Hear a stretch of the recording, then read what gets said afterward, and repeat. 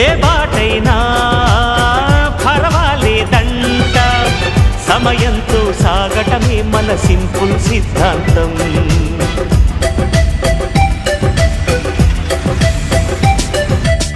చిరుగాలికి పరిమళమిచ్చి సిరిమల్లెల వనమై ఉందా, గగనాన్ని నేలను కలిపి హరివిల్లుల బంతెన అవుదా. ఆనందం అంటే అర్థం మనమందా, ప్రతి పూట పాటై సాగే హుషారు సరిగమలో. ఎన్నో ఎన్నో రాగాలుండే సంగీతం కాదా, చల్లకి నవ్వుల కేరింత.